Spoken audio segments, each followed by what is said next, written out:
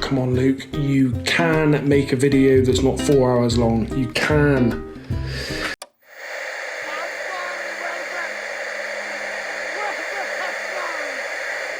Let's answer one simple question. Is the NK65 Entry Edition still worth buying in 2021, in my opinion? And a disclaimer, I'm not an expert. This is probably the fourth mechanical keyboard I've ever owned, and 3 of them I've bought over the last 6 months. But that's kind of the idea of the video. It's my beginner's experience of this keyboard and whether I think it's still worth buying for people in different circumstances next time it comes around. So let's get into it. So I'm not going to be running through features and stuff in depth. There's endless videos on the NK65. I just really want to cover whether I think it's worth it. The look and the feel of it, it's obviously a 65% mechanical keyboard, which I think is a great layout for your first custom keyboard, for sure. Not too big. You still have the arrow keys, page up, page down. You keep loads of functionality, but it's nice and small and compressed. And it's got that kind of iconic custom keyboard look to it. It's kind of nice, sharp lines, nice and crisp. It's got, you know, stuff is curved, but in general, it's just like a nice, sharp looking keyboard. It feels nice and weighty. It's got good dampening in the back of it, so it feels nice and weighty. It feels like quality. I always see people do this and then say, ooh, that feels nice and solid or whatever. But I mean, listen to it. It depends. I don't really know how valid that is. Of course, doing that gives you a bit of a feel for how solid the board is, and being fair to the fact that it's made out of plastic and stuff like that, it's solid for what it is. And of course, the only thing that really matters is, because there's no sort of angle feet, you know, there's no feet on this to change the angle of the keyboard. When it's sat on the desk, it's obviously flat along those long rubber feet on the back, so it's gonna feel solid. It could be flimsy and still feel solid because of the fact the way it contacts on the table. The premise of the keyboard is still solid, you know. It's a hot swappable keyboard. It comes with no switches, no keycaps. It comes with dampening, and it comes with stabilizers that are probably the most rattly stabilizers you could possibly get. So in terms of the premise of the board, it's still solid. Like, you know, you've got to mod the stabilizers. You can make them sound 10 times better through, you know, just mod the crap out of them. You pick and put switches in it of your own choice, 100% your own choice, and then you obviously dress it with the keycaps that you want to. The premise of the board is still good. You know, everything's plug and play. You've only got to worry about the top of it. You've only got to worry about the mods. You haven't got to worry about dampening and messing around inside it with soldering and stuff like that. So in terms of like a custom keyboard that's for one of your first boards, it's still like a really good premise. It still seems to me like it's a really good board for beginners to buy, 100%. So now we're just going to look at some scenarios where I do think it is worth buying. I think if you live in America, the fact that this is $95, even though it's without any switches and keycaps and that's all additional cost, the fact that it's $95 in America and the fact that it's the iconic NK65 makes it still a worthwhile purchase in terms of if you're going to be picking up a few keyboards for the hobby, if you want it in your collection. You know, it is the iconic NK65 Entry Edition, so I do still think it's worth buying when you look at it from that side of things. Obviously, the hot swap element of it is what makes it such a good keyboard. You can just you can keep buying switches and change the switches in this every day if you want, which when you're a beginner, that's vital. You're trying to figure out what switches you like, what type of switches, what specific switches you like, and you're obviously getting into lubing and filming and things like that, and seeing that marked improvement that you can create when you're playing with a keyboard like this. The thing is, now hot swappable doesn't seem to be that rare to me, you know. So I think really for me, whether I would buy this or not again, I personally would buy it again because I want this keyboard on my shelf 100%, because I'm going to own probably dozens of keyboards by the time, you know, in a few years time, because I love the hobby and I'm going to stick with it. So that's why I would still buy it.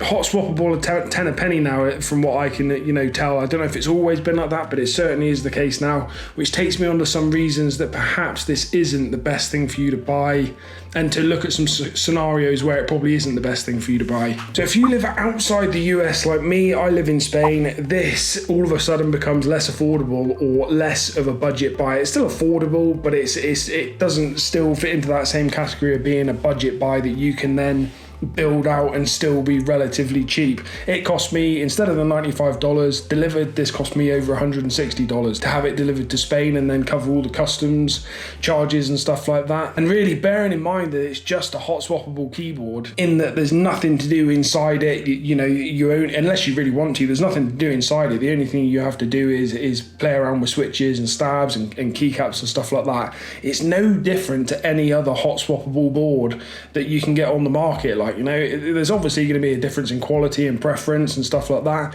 but I kind of don't know if I believe that for the $161 that it cost me to get here, that there's not better options out there. In fact, I know there's better options out there, at least in terms of my use case, which is I use them for productivity and type with them all, pretty much 8 hours a day, every day for my job. So it's more important to me that they're functional and user friendly, if you like. And when you start looking at the fact that it costs me $161, or it costs you, if you're in Europe or the UK, $160 instead of the $95, then all of a sudden the fact that there's only one form of connectivity, which is the wired connection, the fact that it comes with no switches at all, the fact that it comes with no keycaps at all, then all of a sudden I think there's better choices for you out there, Even though Cherry and Cherry switches primarily get a bit of a slating in terms of the fact that there's better linears out there, there's better tactile switches out there that will make the keyboard 100% better than the standard Cherry switches that you get when you buy a hot swappable keyboard that's a complete keyboard. I mean, when you're still in your early days, Cherry switches are still good. There's still a market, obviously, for Cherry switches. And in your early days, you want to try as many switches as you possibly can and get some experience. So I think that buying something for a little bit more money than what you can get this in Europe and having it come ready to use is something that people should really consider over buying something like this. When you compare it to something like this, which is the iQnix L80, I mean, iQnix are a Chinese company that still costs you money to import the keyboard into Europe, but obviously for the $193 that I paid for this, and then I had to pay sort of 30 euros to get it into the country. So as like a price comparison, this Novelkeys NK65 cost me 135 euros to get into Spain, while the iQnix cost me about 190 euros to get into Spain.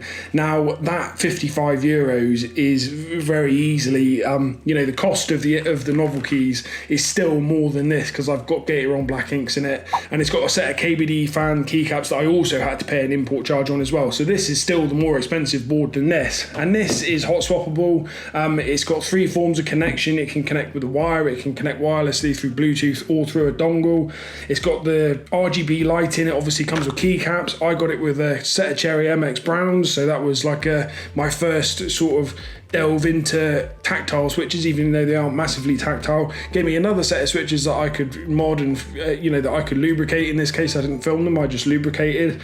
So I would find it hard if someone asked me, when you consider that at best the cost of these two in Europe is the same, the iQnix is just a winner for me, so I think, again, depends on your use case perhaps, and depends on your taste and things like that, but for me this is, the iQnix is the better buy, unless you are in that specific situation like me, where you just wanted to have this keyboard and you wanted it on your desk and you wanted to use it, and you wanted it on, you want it on your shelf for the next kind of 10 years to sit and look at, and that was my purchase case for this keyboard myself. I don't regret buying the NK65 at all, but you do just get a short window of opportunity to buy this if you want to buy it from directly from the shop in America during one of their periodic sales of the NK65 Entry Edition. And the only difference you get really is the different colors. There's lots of different colors now that you can choose from, but that's the only thing that you can really choose with this keyboard.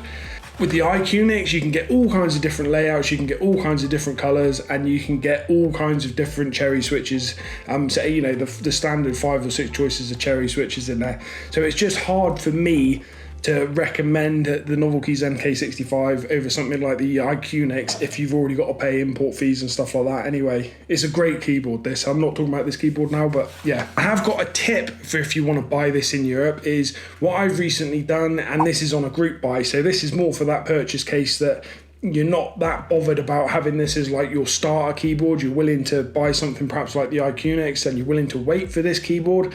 If you buy one of the group buy special edition keyboards, I've got a Cam Super User NK65 edition coming, and I bought it through My Keyboard EU, I think it was, yeah, My Keyboard EU, and I got it for 99 euros, so it's going to be a little bit of shipping on top of that. So that takes about 30 euros by the time you factor in shipping off the cost of one of the standard run Novelkeys NK65 Entry Editions that you buy in one of the periodic sales that they have of like the standard keyboard. So that's just a good way of getting the keyboard. If you're like me, you just want to use it for a couple of months and then stick it on your shelf and have just this iconic keyboard in your collection. So in summary, I think, yeah, the reason I would buy this, you know, is the reason that I bought it in the first place, is the fact that I wanted this specific keyboard in my collection.